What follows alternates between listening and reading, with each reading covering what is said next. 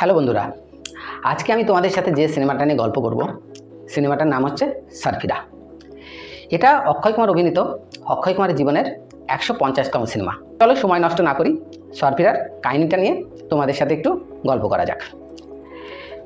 সিনেমার প্রথমে যে দৃশ্যটা দেখানো হবে সেটা অ্যাকচুয়ালি সিনেমার প্রথম দৃশ্য নয়, সেটা সিনেমার শেষের দিকের একটা দৃশ্য, একটা থ্রিল ক্রিয়েট করার জন্য দৃশ্যটা দেখানো হবে। তো আমরা সেই দৃশ্য নিয়ে এখন আলোচনা করব না, সেই দৃশ্যটা যখন আসবে সিনেমাতে অ্যাকচুয়ালিতে, তো আমরা তখনই সেই দৃশ্যটার কথা এক্সপ্লেন করব। তো আমরা যেখান থেকে সিনেমা মূল শুরু হচ্ছে সেখান থেকেই আলোচনাটা শুরু করি। সিনেমার প্রথমে দেখা যাচ্ছে ট্রেনে করে রানী অর্থাৎ সিনেমার নায়িকা এবং তার ফ্যামিলির লোকজন ছেলে দেখতে যাচ্ছে। একটু রিভার্স কেস, নর্মালি ছেলে দেখতে যায় মেয়েকে, এখানে মেয়ে তার ফ্যামিলির সাথে দেখতে যাচ্ছে ছেলেকে। ট্রেনের মধ্যেই আমরা রানীর ফ্যামিলির কথোপকথনের মাধ্যমে জানতে পারি রানী অ্যাকচুয়ালি অক্ষয় কুমারকে দেখার জন্য যাচ্ছে। তো ট্রেন থেকে নেমে তারা যখন অক্ষয় কুমারের বাড়ির দিকে যাচ্ছিল তখনই মাঝপথে তারা দেখতে পায় অক্ষয় কুমার দলবল নিয়ে নাচ গান করছে। কেন নাচ গান করছে? কারণ কেউ একজন মারা গেছে এবং সে তার মৃতদেহ নিয়ে শ্মশানের দিকে যাচ্ছে। রানীর একটু বেশ ভালোই লাগে, কেননা রানী নিজেও ছিল একটু খ্যাপারি টাইপের। এরপরে রানী তার ফ্যামিলিকে নিয়ে অক্ষয় কুমার এবং তার মায়ের বাসস্থানে পৌঁছায়। সেখানে অক্ষয় কুমার এবং তার মা এবং তার বন্ধুবান্ধবের সাথে রানী এবং তার ফ্যামিলির কথাবার্তা শুরু হয়। কথাবার্তার মাধ্যমেই মোটামুটি অক্ষয় কুমার এবং রানী একে অন্যকে এমনভাবে টিচ করে কথা বলতে থাকে, কিন্তু শুনলে মনে হবে যেন একে অন্যকে টিচ করছে, কিন্তু দুজনের এই টিচ করার মনোভাব এবং দুজনের নিজের স্বাধীনভাবে নিজের জন্য কিছু একটা করার অ্যাটিটিউড একে অন্যের প্রতি তাদেরকে আকৃষ্ট করে তোলে। অক্ষয় কুমারের নাম এই সিনেমাতে বীর জগন্নাথ মাত্রে। রাতের বেলায় যখন বীর বাইরে ঘুমাচ্ছিল, রানী তার কাছে আসে এবং জানতে চায় যে তার বাবা কোথায়। রানী এটাও জানতে পারে যে তাদের গ্রামের বাড়ি আগে যেখানে ছিল সেখানে তাদের অবস্থা ভালো ছিল, তার বাবা তার মা এবং তার সুখের সংসার ছিল, কিন্তু তারা এখন তার বাবার সাথে থাকে না। তো অক্ষয় কুমার এখন রানীকে তার অতীতের গল্প শোনায়। তার বাবা অ্যাকচুয়ালি ছিল একজন সহজ সরল সাধারণ মানুষ, আর অক্ষয় কুমার ছিল একটু খ্যাপাটি টাইপের, মানে সব কিছুতেই প্রতিবাদ করার একটা অভ্যাস ছিল তার। তাদের গ্রামে রেল স্টেশন বানানোর দাবিতে অক্ষয় কুমার দলবল নিয়ে রেল লাইনের উপর বসে ধর্ণা দিয়েছিল। অক্ষয় কুমারের বাবা পুলিশ নিয়ে এসে তখন তাদের এই ধর্ণা তুলে দেয় এবং পুলিশ লাঠিচার্জ করে। এতে অক্ষয় কুমারের একটা বন্ধুর মাথা ফেটে যায় এবং এইটা নিয়েই অক্ষয় কুমার এবং অক্ষয় কুমারের বাবার মধ্যে একটা পারিবারিক ঝামেলার সৃষ্টি হয়। অক্ষয় কুমারের বাবা তখন তাকে বলে যে তোমাকে যদি কিছু করতেই হয় তাহলে তুমি নিজের ক্ষমতায় করো, আমার বাড়িতে থেকে এই জাতীয় কোনো কাজ করা যাবে না। বীর মাত্রে তার বাবাকে বলে যে আজকের দিনে দাঁড়িয়ে অহিংসা নীতি দিয়ে সহজে কাজ হয় না, তার জন্য একটু আধটু বিদ্রোহ করতে হয়। তো বাবা ছেলের কথা কাটাকাটিতে অক্ষয় কুমারকে বাড়ি ছেড়ে চলে যেতে হয়। রানী এবং তার ফ্যামিলি যতক্ষণ বীর মাত্রের বাড়িতে ছিল তার মধ্যে সে এটুকু জেনে গেছে যে বীর মাত্রে চায় হাওয়াই জাহাজের বিজনেস করতে এবং গরিব সাধারণ মধ্যবিত্ত মানুষকে হাওয়াই জাহাজে ওড়ার সুখ প্রদান করতে। পাশাপাশি বীর মাত্র জেনে গেছে যে রানীর জীবনের উদ্দেশ্য বেকারি বিজনেস করা এবং সারা দেশে তার বেকারির আউটলেট খুলে তার বিজনেসটাকে ছড়িয়ে দেওয়া। তারপরে আমরা দেখতে পাই বীর মাত্রে তার এই প্রজেক্টের ফাইল নিয়ে দরজায় দরজায় ঘুরছে, তার প্রজেক্টকে কেউ ফান্ডিং করবে কিনা সেই জন্যে। কেউ ফান্ডিং করতে রাজি হচ্ছে না। যে সময়ে বীর মাত্রে চেষ্টা করছে নিজস্ব একটা এয়ারলাইন্স বিজনেস শুরু করার, ঠিক সেই সময় দেশের সবচাইতে বড় এয়ারলাইন্স বিজনেসম্যান পরেশ গোস্বামী, তার এয়ারলাইন্সের নাম জাজ এয়ারলাইন্স। বীর মাত্রে অনেকবার চেষ্টা করছে যে জাজ এয়ারলাইন্সের মালিকের সাথে দেখা করার জন্য, কিন্তু সে কিছুতেই পারছে না। সে বারবার তার অফিসে যাচ্ছে এবং বারবার তাকে ফিরিয়ে দেওয়া হচ্ছে। এরপরে আমরা দেখতে পাই বীর মাত্রে একদিন দিল্লি যাওয়ার উদ্দেশ্যে ডোমেস্টিক এয়ারলাইন্সের এয়ারপোর্টে অপেক্ষা করছিল। তো আমরা এখানে এয়ারপোর্টে দেখতে পাই একজন জেন্টেল লেডি যার নাম চিত্রা, তার সাথে কাউন্টারের ছেলেটার একটু কথা কাটাকাটি হচ্ছে। কাউন্টারের ছেলেটা তার সমস্ত লাগেজ অ্যালাউ করছে না তার একার জন্যে, তো আর সে বলছে যে আমাকে সমস্ত কিছু নিয়ে যেতে হবে, তার আচার তার পাপড় সব কিছু নিয়ে যেতে হবে, কারণ তার বোন প্রেগনেন্ট। তো কাউন্টারের ছেলেটা যখন তাকে অ্যালাউ করতে চাইছে না তখন পেছন থেকে বীর মাত্রে অর্থাৎ অক্ষয় কুমার লেডিকে বলবে যে আপনার কিছু লাগেজ আমাকে দিয়ে দিন, কারণ আমার কাছে কোনো লাগেজ নেই, সো আমি আপনার লাগেজকে আমার নামে ক্যারি করতে পারবো। চিত্রা এবং বীর মাত্রের কথোপকথনের মাধ্যমে চিত্রা যেমন জানতে পারে যে বীর মাত্রে চেষ্টা করছে পরেশ গোস্বামীর সাথে দেখা করার জন্য, ঠিক তেমনি বীরও যেটা জানতে পারে যে চিত্রা অল ইন্ডিয়া রেডিওতে একটা ভালো পোস্টে চাকরি করে। চিত্রা বীরকে বলে যে পরেশ গোস্বামী এতটাই আপার লেভেলের লোক যে তার সাথে দেখা করা সত্যি কষ্টকর ব্যাপার। এইখানেই আমরা এয়ারপোর্টের বাথরুমে দেখতে পাই পরেশ গোস্বামী অর্থাৎ জাজ এয়ারলাইন্সের মালিককে। এই চরিত্রে অভিনয় করেছে পরেশ রাওয়াল। তো পরেশ রাওয়ালের চরিত্রের যে অন্যতম বৈশিষ্ট্য, সে গরিব মানুষকে একেবারেই দেখতে পায় না। পরে প্লেন ফ্লাই করে, প্লেন ফ্লাই করার পর বীর মাত্রে এটা দেখতে পাই যে সে যে বিজনেস ক্লাসে ট্রাভেল করছে সেম বিজনেস ক্লাসের সেম ফ্লাইটে পরেশ গোস্বামীও ট্রাভেল করছে। সুযোগ যাতে হাতছাড়া হয়ে না যায়, তো বীর তৎক্ষণাৎ পরেশ গোস্বামীর কাছে আসে এবং তাকে বলে স্যার আমি আপনাকে একটা আইডিয়া শোনাতে চাই, আমার কাছে একটা এয়ারলাইন্স বিজনেসের আইডিয়া রয়েছে। তো যেহেতু সেই এয়ারলাইন্স বিজনেসে রয়েছে এবং সেই এয়ারলাইন্স বিজনেসের মালিক পরেশ গোস্বামী, সে বলে ঠিক আছে তুমি তোমার আইডিয়া শোনাতে পারো। অ্যাকর্ডিং টু বীর, সে যে প্ল্যান ডিপ্লয় করতে চায় সেই প্ল্যান অনুযায়ী দেশের সমস্ত গরিব, সমস্ত নিম্ন মধ্যবিত্ত মানুষ যারা দিন আনে দিন খায় তারাও চাইলে প্লেনে ট্রাভেল করতে পারবে। তো পরেশ এই আইডিয়াটা শোনার সাথে সাথে নাকচ করে দেয়। সে বীরকে যথেষ্ট অপমানমূলক কথা শোনায় এবং বলে যে একজন নিম্ন মধ্যবিত্তকে একজন গরিব লোকের পাশাপাশি যদি একজন বড় লোক এবং অ্যাস্টিকেট লোক যদি ট্রাভেল করে সেটা সমাজের পক্ষে ভালো দেখায় না। পরেও বীর যখন তার আইডিয়া দিয়ে পরেশকে কনভিন্স করার কন্টিনিউ চেষ্টা করতে থাকে, পরেশ তখন বাধ্য হয়ে প্লেনের অথরিটিকে ডাকে এবং বলে বীরকে যেন ইকোনমিক ক্লাসে ট্রান্সফার করা হয়। কিন্তু বীর ইকোনমিক ক্লাসে যেতে চায় না, কারণ তার কাছেও ছিল বিজনেস ক্লাসের টিকিট। বীর যখন ইকোনমিক ক্লাসে ফেরত যেতে চায় না, পরেশ গোস্বামী তখন নিজের ক্ষমতা বলে সেই ফ্লাইট সমস্ত প্যাসেঞ্জার সহ রিটার্ন নিয়ে আসে যেখান থেকে ফ্লাইটে উড়েছিল।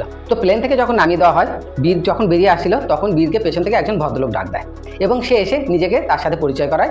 তার নাম ছিল প্রকাশবাবু। প্রকাশবাবু বীরকে বলে যে আমি প্লেনে তোমার কথা শুনেছি, তোমার কথা শুনে আমার খুব ভালো লেগেছে, কিন্তু পরেশ গোস্বামী হচ্ছে এই এয়ারলাইন্স বিজনেসের একজন অনেক বড় মাথা, তো তুমি তার সাথে হয়তো লড়তে পারবে না। বীর তাকে নিয়ে যায় একটা ছোট রেস্টুরেন্টে, সেখানে নিয়ে গিয়ে সেখানকার রেস্টুরেন্টের খাবার খেতে খেতে তারা গল্প করে। তো এই যে ভদ্রলোক বীরের সাথে কথা বলছে এর নাম হচ্ছে প্রকাশবাবু এবং এই ব্যক্তি একজন ক্যাপিটালিস্ট। ধোসা খেতে খেতে বীর তাকে বোঝানোর চেষ্টা করে যে বাইরের হোটেলে যে ধোসাটার দাম 200 টাকা, সেই ধোসা প্রায় 20% দামে সেই হোটেলে পাওয়া যায়। ব্যাপার একই, সমস্ত ইনগ্রিডিয়েন্ট এক, এবং তারা দুজনই যে বড় হোটেলের শেফ এবং সেই ছোট হোটেলের শেফ দুজনই কিন্তু একই জায়গা থেকে মেটেরিয়াল কিনে আনে, কিন্তু একজন অনেক কম দামে দিতে পারে, একজন বেশি দামে দিতে পারে। কেন? এই কনসেপ্টের উপরে বেস করেই অ্যাকচুয়ালি বীর এয়ারলাইন বিজনেসের টিকিটকে সস্তা করার চেষ্টা করছিল। বীরের লজিক, বীরের কথা এবং বীরের উৎসাহ দেখে প্রকাশ বেশ ইমপ্রেস হয়। প্রকাশ তাকে বলে যে সে 4 মাসের বিজনেস ট্রিপে বাইরে যাচ্ছে, 4 মাস পরে যখন সে ফিরে আসবে বীর যেন আবার তার সাথে দেখা করে। তখন প্রকাশ বীরকে তার বিজনেস টিমের সামনে দাঁড় করাবে এবং বীরকে তার যে বিজনেস প্ল্যান সেটাকে প্রেজেন্ট করতে হবে। প্রকাশের আশার বাণী শুনে বীর খুশি হয় এবং সে মনে মনে একটা উৎসাহ পায় যে তার জীবনের যে লক্ষ্য তার জন্যে সে একটা আশার আলো দেখতে পেয়েছে। এরপরে বীর তার বন্ধুকে নিয়ে রানীর সাথে দেখা করতে আসে। সে যখন রানীর সাথে দেখা করতে আসে সে দেখতে পায় রানী একটা নিজের বেকারি খুলেছে এবং সেই বেকারিতে বেশ ভালোই বেচাকেনা হচ্ছে। বীর যখন রানীর খোঁজ করে, রানী বলে যে তার বিয়ে হয়ে গেছে এবং তার বাচ্চা হয়ে গেছে। তো ভারাক্রান্ত মনে যখন বীর ফিরে যাচ্ছিল তখন বীরের যে বন্ধু সে ঠিক এনকোয়ারি করে বের করে ফেলে যে রানীর বিয়ে হয়নি। তো সেটা বীরকে বলে, তখন বীর আবার গিয়ে সেটা রানীকে বলে। তখন বীর তাকে বলে যে আমার বিজনেসের জন্য আমি ইনভেস্টার পেয়ে যাচ্ছি হয়তো, তো চলো এবার আমরা বিয়ে করি। তো রানীর তো বীরকে আগেই পছন্দ ছিল, দুজনের বিয়ে হয়ে যায়। রানী এবং বীরের বিয়ের পরে বীর আবার প্রকাশের সাথে দেখা করে। প্রকাশ বীরকে তার ম্যানেজমেন্টের সামনে প্রেজেন্ট করে এবং বীর তার যে প্ল্যান সেটা ম্যানেজমেন্টের সামনে তুলে ধরে। তো ম্যানেজমেন্ট তার কাছে জানতে চায় যে প্লেন ক্রয় করে আমরা এত বড় বিজনেস স্টার্ট করার রিস্ক নিতে পারি না। তখন বীর বলে যে আমরা কোনো প্লেন কিনবো না, আমরা আমেরিকান এক্সপ্রেসওয়ে থেকে প্লেন লিজ নেব। তো মিটিং শেষে বীর এবং প্রকাশের যখন কনভারসেশন হচ্ছে তখন প্রকাশ বীরকে বলে যে আমেরিকান এক্সপ্রেসওয়ে থেকে প্লেন লিজে নিতে হলে আমাদের এই মুহূর্তে 47 লাখ দরকার, কিন্তু আমরা সবে প্রপোজাল দিয়েছি আর এই প্রপোজাল কোম্পানির সমস্ত ডিপার্টমেন্ট হয়ে অ্যাপ্রুভ হয়ে পাস হতে 4 মাস টাইম লাগবে, কিন্তু ততদিন আমেরিকান এক্সপ্রেসওয়ে যদি ওয়েট না করে তাহলে আমাদের হাত থেকে এই সুযোগটা চলে যাবে। তো প্রকাশ বীরকে বলে যে তুমি যেভাবেই হোক 47 লাখ অ্যারেঞ্জ করো এবং আমেরিকান এক্সপ্রেসওয়ে থেকে প্লেনটা লিজ নিয়ে নাও। তাতেই রাজি হয়ে যায় বীর। এই 47 লাখ অ্যারেঞ্জ করার জন্য তার মাঠ সমস্ত গয়নাগাটি এবং তাদের যা জমি জমা আছে সব বেচে দেয়। পয়সা অ্যারেঞ্জ হয়ে গেলে সেটা আমেরিকান এক্সপ্রেসওয়েকে পেমেন্ট করা হয়ে যায়। আমেরিকান এক্সপ্রেসওয়ে তখন তাদের প্লেন লিজে দেওয়ার জন্য রাজি হয়ে যায়। আমেরিকান এক্সপ্রেসওয়ে যে প্লেনটা লিজে দেওয়ার জন্য রাজি হয় সেই প্লেনটা মালয়েশিয়াতে রাখা আছে এবং এই প্লেনের দেখাশোনা এবং প্লেনটাকে রেডি করার জন্য বীরের বন্ধু সেখানে মালয়েশিয়াতে অবস্থান করে। তো প্লেন পেয়ে যাওয়ার পর নেক্সট স্টেপ থাকে হচ্ছে লাইসেন্স, বিজনেসের জন্য লাইসেন্স। আর এয়ারলাইন্স বিজনেসের লাইসেন্সের জন্য যে ডিপার্টমেন্টের কাছে যেতে হয় সেই ডিপার্টমেন্টের নাম হচ্ছে DGCA, director general civil aviation. তো ডিজিসিএর কাছে বীর যায় লাইসেন্সের জন্য। তো ডিজিসিএর যে মুখ্য আধিকারিক মিস্টার দেশমুখ সে আবার ছিল পরেশ গোস্বামীর খুব কাছের লোক। বীর যতদিনই তার সাথে দেখা করতে আসে বীরকে সারাদিন ওয়েট করে রাখে। যখনই তার মুখোমুখি হয় সে বলে আজ নয় কাল, আজ নয় কাল, এইভাবেই চলতে থাকে। শেষ পর্যন্ত দেশমুখের পিয়নের থেকেই বীর জানতে পারে যে দেশমুখ এবং পরেশ গোস্বামীর একটা খুব ভালো টাই আপ আছে এবং এই জন্যই বীর এত সহজে লাইসেন্সটা পাচ্ছে না। বীর ভারাক্রান্ত মনে যখন বসেছিল সে বুঝতে পারছিল না সে এখন কি স্টেপ নেবে। তখনই সে রেডিওতে অ্যানাউন্সমেন্ট শুনতে পায় যে president APJ Abdul Kalam international child ফেয়ারে বাচ্চাদের সাথে দেখা করার জন্য আসবে। বীর ভাবতে থাকে যে এপিজে আব্দুল কালামের সাথে দেখা করে সে যদি তার ব্যাপারটা তার সাথে একটু ডিসকাস করতে পারে মেবি কিছু ফ্রুটফুল রেজাল্ট হবে। বীর গিয়ে চিত্রার সাথে দেখা করে। চিত্রা বীরকে অল ইন্ডিয়া রেডিওর কর্মচারী বলে তার সাথে করে নিয়ে সেই হলরুমের মধ্যে প্রবেশ করে যেখানে এপিজে আব্দুল কালাম বক্তৃতা দিচ্ছিলেন। তো এপিজে আব্দুল কালাম যখন বলছিলেন যে জীবনে উন্নতি করতে হলে কী কী প্রয়োজন, তো বীর তার মধ্যেই দাঁড়িয়ে নিজের কথা বলতে শুরু করে। উইদাউট এনি পারমিশন বীর নিজের কথা বলতে শুরু করে। বীর বলে, স্যার জীবনে সুযোগ পাওয়াটা খুবই দরকার, জীবনে যদি সুযোগ না পাওয়া যায় তাহলে একটা মানুষের পক্ষে কিন্তু কিছুই করা সম্ভব না।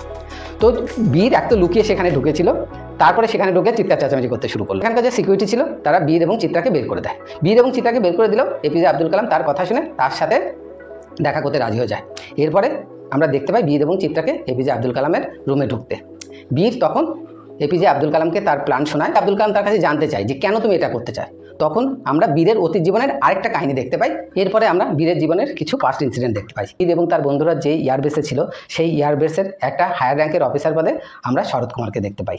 শরৎ কুমারকে এখানে একটা গেস্ট অ্যাপিয়ারেন্সে ইউজ করা হয়েছে, যে কিনা আপাত দৃষ্টিতে দেখে মনে হবে খুবই স্ট্রিক্ট, একটু এদিক থেকে ওদিক হলেই সে কাউকে শাস্তি দিতে ছাড়তো না, যার থেকে বাদ পড়তো না বীর এবং তার বন্ধুরা। তো আমরা এখানে দেখতে পাই বীর একদিন ফোন পায় তার মায়ের কাছ থেকে যে তার বাবা খুবই অসুস্থ। মায়ের ফোন পাওয়ার পরেই বীর এয়ারবেস থেকে রওনা দিয়ে এয়ারপোর্টে পৌঁছায়। এয়ারপোর্টের কাউন্টারে এসে যখন সে টিকিট কাটার চেষ্টা করে তখন সে জানতে পারে যে সেখানে শুধু বিজনেস ক্লাসের টিকিট আছে, ইকোনমি ক্লাসের টিকিট নেই। ইকোনমি ক্লাসের টিকিটের দাম ছিল 6,000 টাকা, বিজনেস ক্লাসের টিকিটের দাম ছিল 12,000 টাকা। কিন্তু বীরের কাছে 12,000 টাকা ছিল না, তার কাছে 5,200 টাকা শর্ট ছিল। বীর হেল্পলেস হয়ে 5,200 টাকার জন্যে এয়ারপোর্টের সমস্ত যাত্রীকে তাদের কাছে হাত জোড় করতে থাকে। বীর বাধ্য হয়ে লোকাল ট্রান্সপোর্টের মাধ্যমে কখনো ট্যাক্সি, কখনো ট্রাক, কখনো অটো, কখনো বাইক, এইভাবে সে তার গ্রামে নিজের বাড়িতে পৌঁছায়। কিন্তু যতক্ষণে সে নিজের বাড়িতে পৌঁছায় ততক্ষণে সব শেষ, তার বাবা মারা যায়। তো বীরের এই কাহিনী শোনার পরে আমরা দেখতে পাই যে বীর ডিজিসিএর উচ্চপদস্থ কর্মচারী দেশমুখের কাছ থেকে লাইসেন্স পেয়ে গেছে। দেশমুখ তখন তাকে বলছে, আমি কি বলেছি আপনাকে আমি লাইসেন্স দেবো না, তো এর জন্য প্রেসিডেন্টের কাছে যাওয়ার কী দরকার ছিল।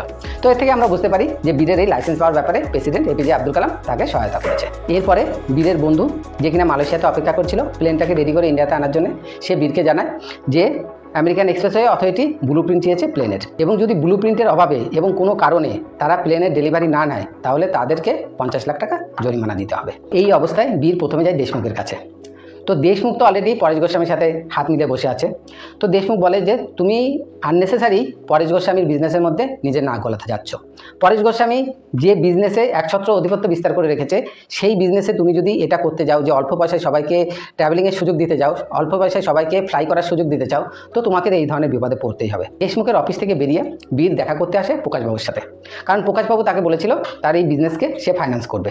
বীর এসে তাকে বলে এই 50 লাখ টাকা যদি তাকে অ্যারেঞ্জ করে দেওয়া হয় তাহলে সে তার প্ল্যান, তার যে এয়ারলাইন বিজনেসের যে প্রসেসটা সেটা সে কন্টিনিউ রাখতে পারে। আর এখানেই আমরা জানতে পারি যে প্রকাশবাবু অ্যাকচুয়ালি পরেশ গোস্বামীর সাথে অনেক আগেই হাত মিলিয়ে রেখেছিল। বীর যখন প্লেনের মধ্যে পরেশ গোস্বামীকে কনভিন্স করার চেষ্টা করছিল, দেশমুখ তো তার পাশে ছিল এবং দূরে একটা সিটে প্লেনের মধ্যেই বসেছিল ক্যাপিটালিস্ট প্রকাশবাবু। বীরের সাথে যখন পরেশ গোস্বামীর কথা কাটাকাটি হয় এবং বীরকে যখন প্লেন থেকে নামিয়ে দেওয়া হয়, পরেশ গোস্বামী বুঝে যায় যে এই ব্যক্তি এত সহজে থামবে না, তো এই ব্যক্তিকে থামাতে হলে একে বিপদে ফেলতে হবে। তখন সে প্রকাশবাবুকে বীরের পেছনে লাগায় সাহায্যকারী বন্ধু হিসাবে, এবং বিপদের সময় যেন সে তার থেকে দূরে সরে যেতে পারে এবং বীর মাত্রে যেন আরও বড় প্রবলেমে ফেসে যায়। এই সব ঘটনা জানার পরে স্বভাবতই বীরের একটা রাগ জন্মায় পরেশ গোস্বামীর উপর। সে রাগে দুঃখে পরেশ গোস্বামীর বাড়িতে যায় এবং গিয়ে চিৎকার চেঁচামেচি করতে থাকে। এটা আর 5টা হিন্দি সিনেমার মতো হিরো ভিলেন অ্যাকশন দৃশ্য নয়। সো পরেশ গোস্বামীর যে সিকিউরিটিরা ছিল তারা বীরকে তুলে বাইরে ফেলে দেয়। এরপরে বীর বাড়িতে ফিরে আসে, তার কাছে কোনো ফান্ড নেই ব্যবসা শুরু করার জন্যে। পরেশ গোস্বামীর সাথে সে লড়াই করতে পারছে না, আর এই সমস্ত ঘটনা তাকে ভিতর থেকে ফ্রাস্ট্রেটেড করে তোলে এবং যেটা কিনা এফেক্ট করে তার এবং রানীর সাংসারিক জীবনের উপর। দিন চলতে থাকে। একদিন ছাদের উপরে বীর যখন চড়ুই পাখিকে উড়তে দেখে, সে একটা জিনিস লক্ষ্য করে যে চড়ুই পাখি অনেক উঁচুতে ওড়ে না, সে অ্যাকচুয়ালি কিছুটা ওড়ে আবার নেমে আসে। চড়ুই পাখির এই বারবার উপরে ওঠা এবং নিচে নামা, উপরে ওঠা এবং নিচে নামা, এই প্রসেসটা থেকেই বীরের মাথায় একটা বুদ্ধি আসে। সে সেই বুদ্ধিটা প্রথম তার বউয়ের সাথে শেয়ার করে। তারা এমন একটা প্লেন ব্যবহার করবে যে প্লেনকে বেশি উপরে উঠতে হবে না। আফটারঅল মেন ব্যাপার তো ট্রাভেল করা, তো তার জন্যে সে 35,000 ফিট উপরে উঠুক কি 15,000 ফিট উপরে উঠুক সেটা তো কোনো ম্যাটার নয়। তো তারা এমন প্লেন ইউজ করবে যে প্লেন একবার উঠবে আবার নামবে, একবার উঠবে আবার নামবে। এতে তাদের কি সুবিধা হবে, যে বড় প্লেনগুলো 35,000 ফিট উপরে ওঠে তাদের একসাথে বেশি তেল রাখতে হয়, এই জন্য তাদের তেলের ট্যাঙ্কারটাকে অনেক বড় রাখতে হয়। আর প্লেন যদি ছোট হয় এবং প্লেন যদি অল্প হাইটে ওড়ে তাহলে সেই প্লেনের যে তেলের ট্যাঙ্কার হবে সেটা ছোট রাখলেও চলবে, কারণ একবার উঠবে আবার নিচে এসে আবার অয়েল ট্যাঙ্কি ফুল করবে এবং সে আবার উঠবে। এই প্রসেসের উপর বেস করে বীর তখন ডিসিশন নেয় যে সে এয়ারলাইন বিজনেস করবে। সে প্যাসেঞ্জারও একটা জায়গা থেকে অন্য জায়গায় ট্রাভেল করাবে, কিন্তু সে প্যাসেঞ্জার প্লেন ইউজ করবে না, সে ইউজ করবে কার্গো প্লেন। কার্গো প্লেন কোনগুলোকে বলা হয়? কার্গো প্লেন বলা হয় যে সমস্ত প্লেন একটা জায়গা থেকে অন্য জায়গায় মেটেরিয়াল ক্যারি করে। তো কার্গো প্লেন স্বভাবতই অল্প হাইটে ওড়ে, সে লং ডিস্টেন্সকে ছোট ছোট শর্ট ডিস্টেন্সে ডিভাইড করে সেটাকে ট্রাভেল করাবে। এবং এর পাশাপাশি আরেকটা জিনিস যেটা করবে সেটা হচ্ছে নর্মাল প্যাসেঞ্জার প্লেনে যেখানে 200টা সিট থাকে সেখানে তার কার্গো প্লেনে সিট থাকবে 70টা। সে বারবার ট্রাভেল করবে, কম প্যাসেঞ্জার নিয়ে ট্রাভেল করবে, সমস্ত খরচকে কাট আপ করে সে তার প্লেনের টিকিটকে আরও সস্তা করে দেবে। প্রথমেই তার প্ল্যান ছিল 12,000 টিকিটকে 6,000 টাকায় বিক্রি করা। সে চাইছে এখন সে 6,000 টিকিটকেও আরও কম দামে সাধারণ জনগণের মধ্যে বিক্রি করতে। এখন আমরা যেটা দেখতে পাচ্ছি, বীর মাত্রের বিজনেস প্ল্যান হচ্ছে low height, low cost, low ticket price. তো এখন বিজনেস শুরু করার জন্য তাদের দরকার cargo plane. Cargo base plane collect করার জন্যে বীর মাত্রে তার বিজনেস প্রপোজাল নিয়ে যায় টার্বো প্রেপ নামে একটা কোম্পানির কাছে। বীর মাত্রে তার প্ল্যানটা টার্বো প্রেপের সামনে প্রেজেন্ট করে এবং টার্বো প্রেপকে 50% শেয়ার অফার করে। টার্বো প্রেপ এবং বীর মাত্রের মধ্যে ডিল হয় এবং টার্বো প্রেপ রাজি হয়ে যায়। জাজ এয়ারলাইন্স ট্রাই করছিল টার্বো প্রেপের সাথে বিজনেস করার, কিন্তু সেক্ষেত্রে টার্বো প্রেপ তাদের প্রপোজাল নাকচ করে দিয়েছে। টার্বো প্রেপ জাজ এয়ারলাইন্সের সাথে বিজনেস করতে রাজি হয়নি। জাজ এয়ারলাইন্সের জায়গায় তারা নতুন একটা কোম্পানিকে সুযোগ দিয়েছে যার নাম ভিআর ভেঞ্চার। এরপরে পরেশ গোস্বামী তার ভাইকে বলে এই নতুন কোম্পানি কে বা কারা দাঁড় করিয়েছে সেটা খোঁজ নেওয়ার জন্যে। তো এটা খোঁজ নেওয়ার জন্য সবচাইতে উপযুক্ত জায়গা ছিল ডিজিসিএ, কারণ ডিজিসিএর লাইসেন্স না পেলে তো এটা কেউ করতে পারবে না। তো ডিজিসিএর যে আধিকারিক দেশমুখ সে সমস্ত ফাইলপত্র উল্টাতে শুরু করে। তখন ডিজিসিএর অধিকারী দেশমুখ তার ফাইলপত্র ঘেটে এটা বের করে যে নতুন কোম্পানি এই অর্ডারটা পেয়েছে সেই কোম্পানি অ্যাকচুয়ালি বীর জগন্নাথ মাত্রে রান করছে এবং এই কোম্পানির লাইসেন্স রেজিস্টার করা হয়েছে রানীর নামে, অর্থাৎ বীর জগন্নাথ মাত্রের যে ওয়াইফ তার নামে। তো বিনিময় এই পর্যায়ে এসে আমরা দেখতে পাচ্ছি বিজনেস শুরু করার জন্য বীর লাইসেন্স পেয়ে গেছে, প্যাসেঞ্জার ট্রাভেল করার জন্য সে কার্গো বেস প্লেন পেয়ে গেল, কিন্তু এখনও তার 3.25 করোড় দরকার তার বিজনেসটাকে এস্টাবলিশ করার জন্যে, অর্থাৎ এস্টাবলিশ নয় শুরু করার জন্যে। তো যখন সে তার বন্ধুদের সাথে এই ফান্ড নিয়ে আলোচনা করছিল, তো সেই সময়ে বীরের গ্রাম থেকে বীরের একজন ছোটোবেলার বন্ধু এসেছিল বীরকে তার বোনের বিয়েতে নিমন্ত্রণ করার জন্যে। বীরের বন্ধু এই ফান্ডের শর্টেজের কথা জানতে পারে, তারপর সে গ্রামে ফিরে যায়। পরের দিন বীরের কাছে ব্যাংক থেকে ফোন আসে। বীর দৌড়ে দৌড়ে ব্যাংকে যায়। ব্যাংকের ক্যাশিয়ার তাকে বলে যে আমার তো ইনকাম ট্যাক্সকে খবর দেওয়া উচিত ছিল, কিন্তু তোমাকে আমি চিনি বলে তোমাকে আমি ফোন করেছি যে তোমার অ্যাকাউন্টে কন্টিনিউ প্রচুর অ্যাকাউন্ট থেকে আলাদা আলাদা অ্যামাউন্টের ফান্ড ঢুকছে, সেটা 200 টাকা, 2000 টাকা, 20,000 টাকা, 50,000 টাকা, ইভেন কি একজন 31 লাখ রুপিস ফান্ড পাঠিয়েছে তোমাকে। তো বীর বুঝতে পারে যে এটা তার গ্রামবাসীদেরই কাজ। সে ইমিডিয়েটলি ব্যাংক থেকে ফোন করে গ্রামে, আর গ্রামের লোকজন সবাই অলরেডি পোস্ট অফিসে তার ফোনের কাছেই অপেক্ষা করছিল। বীর টাকা নিতে না চাইলেও তারা বীরকে বলে আমাদেরকে মহাজনকে 6 মাসের সুদ দিতেই হবে, অতএব তুমি এই 6 মাসের মধ্যে তোমার বিজনেসকে এস্টাবলিশ করো এবং পয়সা ইনকাম করে আমাদেরকে ফেরত দাও, আমরা সেই টাকা মহাজনকে দিয়ে আমাদের জমি জায়গা ছাড়িয়ে নেব। এরপরে বীর এবং তার বন্ধুরা ধীরে ধীরে স্টেপ বাই স্টেপ এগোতে থাকে। যেহেতু তাদের টিকিটের দাম কম ছিল সেই জন্যে তারা এয়ারপোর্টে কোনো টিকিট কাউন্টার খোলে না, তারা টিকিট কাউন্টার খোলে রেলওয়ে কাউন্টারের পাশে। রেলওয়ে অথরিটির সাথে কথা বলে এবং তারা রেলওয়ে কাউন্টারের পাশে টিকিট কাউন্টার খোলে। যে রেলওয়ে কাউন্টারের টিকিট এবং এয়ারপোর্টের প্লেনে ট্রাভেল করার টিকিটের দাম যদি অনেকটা সেম লেভেলের হয় সেক্ষেত্রে মানুষ অবশ্যই প্লেনের টিকিট কেনাকে প্রেফার করবে। এইভাবে বীর যখন স্টেপ বাই স্টেপ এগিয়ে চলেছে, পরেশ গোস্বামী কিন্তু থেমে নেই, সেও চেষ্টা করে চলেছে কিভাবে বীরকে আটকানো যায়। বীর যে সমস্ত পাইলট ডিপ্লয় করেছিল তার প্লেন চালানোর জন্য, পরেশ গোস্বামী সেই সমস্ত পাইলটকে ডবল স্যালারি দিয়ে তার জাজ এয়ারলাইন্সে ডেকে নেয়। তার ভাই যখন তাকে জিজ্ঞাসা করে তখন বলে যে এই পাইলটদের আমরা 1 মাস রাখবো এবং 1 মাস পরে তাদেরকে আমরা বের করে দেব, কারণ আজ যারা পয়সার জন্যে বীরের এয়ারলাইন ছেড়ে আমাদের কাছে এসছে, কাল পয়সার জন্য আমাদেরকেও ছেড়ে যেতে পারে। এবং পাইলটরা যখন ছেড়ে চলে যায় বীর তাতে বিন্দুমাত্র দুঃখ পায় না। বীর তখন বয়স্ক রিটায়ার্ড পাইলটদের ডেকে নিয়ে আসে তার প্লেন চালানোর জন্যে। সবাই তখন জানতে চায় যে তারা তো অলরেডি রিটায়ার করে গেছে, তারা কি করে প্লেন চালাবে। তখন বীরের বন্ধু ব্যাপারটাকে ক্লিয়ার করে যে এয়ারফোর্সে যারা প্লেন চালায় তাদের অ্যাকচুয়াল রিটায়ারমেন্টের বয়স থাকে 57 বছর, আর নর্মালি যারা প্লেন ওড়ায় তাদের রিটায়ারমেন্টের বয়স হচ্ছে 61 বছর। অতএব এয়ারফোর্স থেকে যারা রিটায়ার করছে তারা চাইলে নর্মাল প্লেন আরও 3-4 বছর চালাতে পারে। এই কনসেপ্টকে মাথায় রেখেই বীর রিটায়ার্ড এয়ার পাইলটদের ডেকে নিয়ে আসে তার প্লেন চালানোর জন্য। এরপরে বীরের বন্ধু জয় এবং অ্যানাদার সিনিয়র এয়ার পাইলট প্রথম কার্গো বেস প্লেনকে নিয়ে আসার জন্যে উড়ান দেয়, কিন্তু তারা যখন ল্যান্ড করার চেষ্টা করে তখন এয়ারপোর্ট অথরিটি তাদের এই ল্যান্ডকে ডিনাই করে। এর পেছনেও ছিল পরেশের হাত।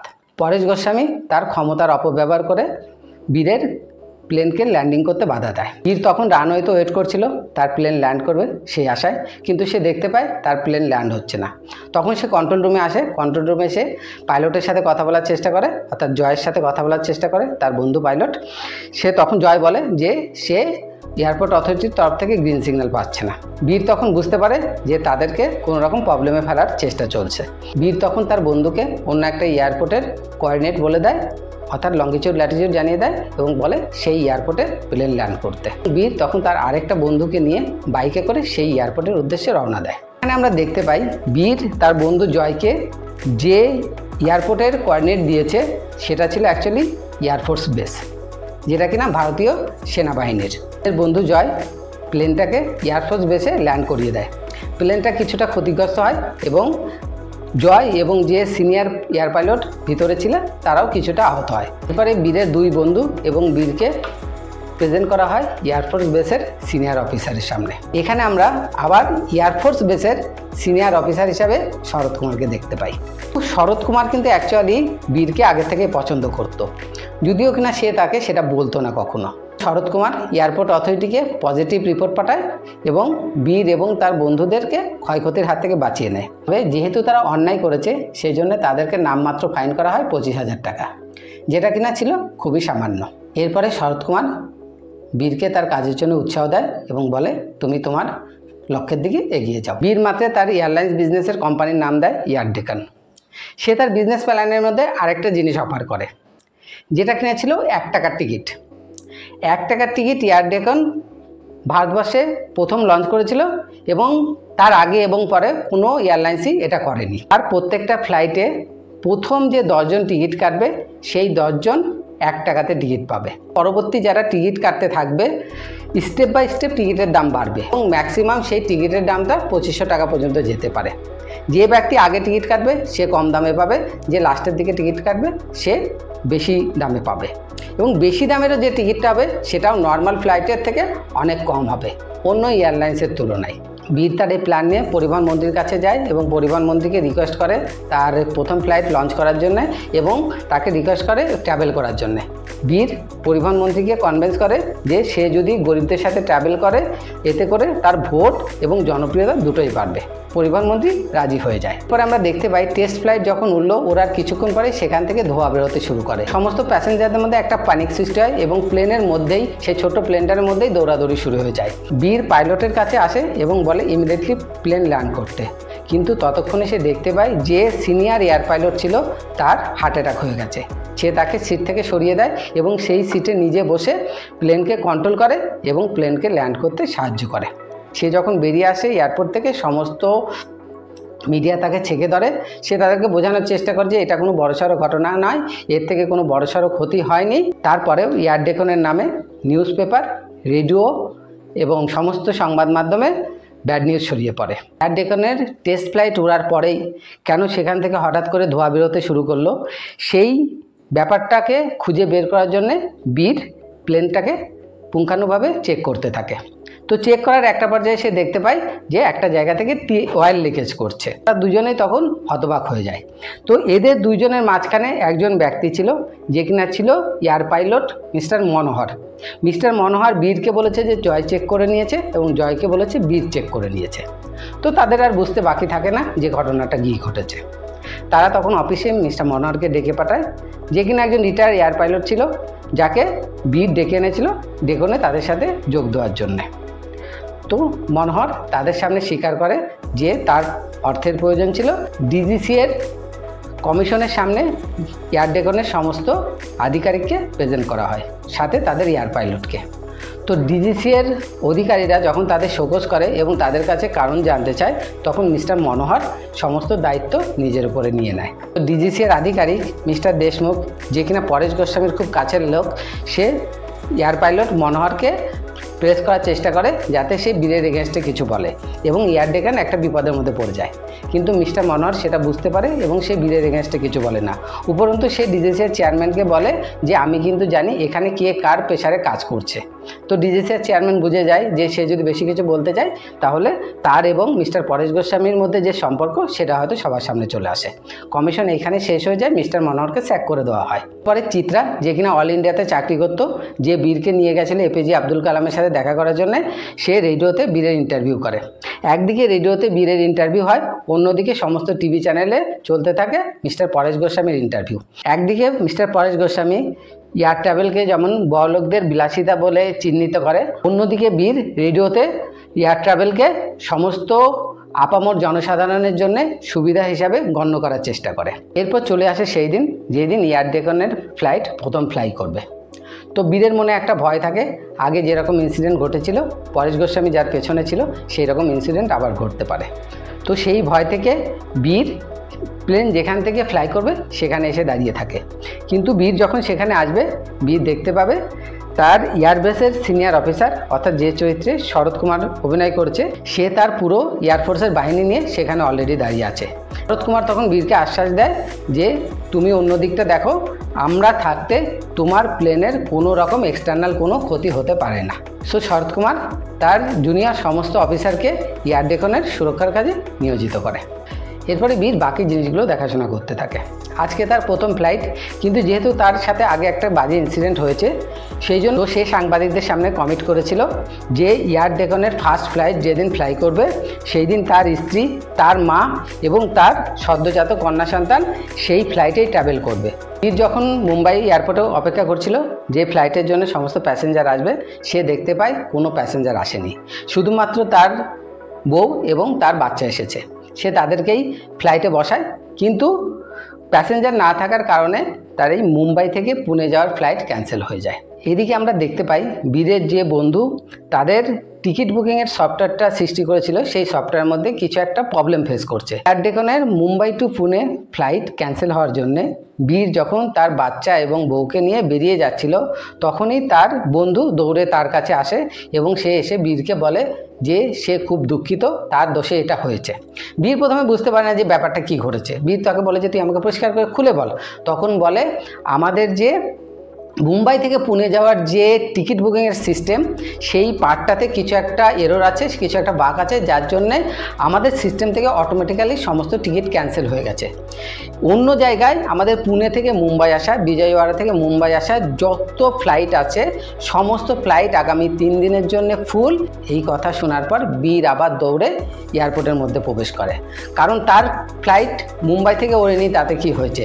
ঠিক সেই মুহূর্তে পুনে থেকে তার এয়ার ডেকানের ফ্লাইট মুম্বাইতে ল্যান্ড করে এবং দেখা যায় পুরো এয়ার ডেকানের ফ্লাইট ভর্তি, এবং বিজয়ওয়াড়া থেকেও তার বন্ধু জয় ফ্লাইট নিয়ে রওনা দিয়েছে এবং সেই ফ্লাইটও পুরো ভর্তি আছে। বীরের এই সফলতার খবর মুহূর্তের মধ্যেই ছড়িয়ে পড়ে এবং সেই খবর পরেশ গোস্বামীর কানেও পৌঁছে যায়। তো পরেশ গোস্বামী নিজের থেকেই বীরকে ফোন করে। যে বীরকে সে দীর্ঘদিন ঘুরিয়েছে, তাকে কোনো অ্যাপয়েন্টমেন্ট দেয়নি, সে বীরকে ফোন করে বলে যে আমার কাছে আপনার জন্য একটা বিজনেস প্রপোজাল আছে, আমি আমার সেক্রেটারিকে বলছি আমাদের একটা অ্যাপয়েন্টমেন্ট ফিক্স করার জন্য। তখন তাকে বলে আমি একজন সাধারণ মানুষ এবং আমি সাধারণ মানুষকে নিয়েই উঠবো, আমি তোমার সাথে কোনো রকম ডিলে যাব না। সিনেমা এন্ড হয়ে যাওয়ার পরে যখন সব দর্শক বেরিয়ে যাচ্ছে, তখন আমি একটা কথাই ভাবছিলাম যে ট্রেলারে আমি একজন অভিনেতাকে দেখেছিলাম এক ঝলকের জন্যে, সে ছিল সূর্যা, সাউথ সুপারস্টার সূর্যা। কিন্তু পুরো সিনেমাতে আমি তাকে কোথাও দেখতে পেলাম না। তো আমি বসেছিলাম, তো যখন সিনেমাতে পোস্ট ক্রেডিট সিন দেখানো হচ্ছিল, তারপরে পোস্ট ক্রেডিট সিনের পরেও লাস্টে দেখাচ্ছে যে সূর্যা ওই এয়ার ডেকানের ফ্লাইটে ট্রাভেল করার জন্যে ফ্লাইটের দিকে এগিয়ে যাচ্ছে। যারা সিনেমার নাম দেখানোর পরে বেরিয়ে যাবে তারা কিন্তু এই দৃশ্যটা দেখতে পাবে না। অর্থাৎ তোমরা যদি কেউ সিনেমাটা দেখতে যাও তাহলে কিন্তু অবশ্যই পোস্ট ক্রেডিট সিনের পরেও ওয়েট করবে যদি সূর্যাকে দেখতে চাও। তো কাহিনী এখানেই শেষ। বন্ধুরা, এবার আমরা একটু সিনেমাটার অভিনয়ের দিকটা নিয়ে আলোচনা করি। অক্ষয় কুমারের 150তম সিনেমা। অভিনয়ের দিক থেকে আমি বলবো অক্ষয় কুমার ভালো অভিনয় করেছে। অক্ষয় কুমারের এই সিনেমাটা অভিনয় তো ভালো হয়েছে, কিন্তু সিনেমাটা হিট বা সুপারহিট পর্যায়ে পৌঁছাবে না। তার কি কারণ? এই যে সিনেমাটা, যেটাকে নাম দেওয়া হয়েছে সারফিরা, এটা অ্যাকচুয়ালি একটা রিমেক্স ছবি। 2020 সালের 12 নভেম্বর সুরারাই পাত্র নামে একটা তামিল সিনেমা রিলিজ হয়, যে সিনেমাতে হিরো ছিল সূর্যা। এই সিনেমাটাকে হিন্দিতে ডাব করা হয় এবং প্যান্ডামিকের কারণে সিনেমাটাকে থিয়েটারে রিলিজ করা হয়নি, মানে কোনো সিনেমা হলে রিলিজ করা হয়নি। সিনেমাটাকে সরাসরি রিলিজ করা হয় ওটিটিতে। আমি নিজে এই সিনেমাটাকে ওটিটিতেই দেখেছিলাম 2020 সালে। তো সারফিরা এই সিনেমাটারই রিমেক। সুরারাই পাত্র যখন রিলিজ করা হয় তখন 2020 সালের নভেম্বর মাসে এয়ার ডেকানের বিজনেস বন্ধ হয়ে গেছে। তখন এই সিনেমাটা রিলিজ করা হয় এবং হিন্দিতেও ডাব করা হয়। সো হিন্দি বেল্টের যে সমস্ত অডিয়েন্স ছিল তারাও এই সিনেমাটাকে তখন দেখে নেয় এবং এই ঘটনার সিনেমার যে রিলিজের টাইম আর এয়ার ডেকানের বন্ধ হয়ে যাওয়ার যে সময়টা মোটামুটি দুটোই ছিল একই সময়ে।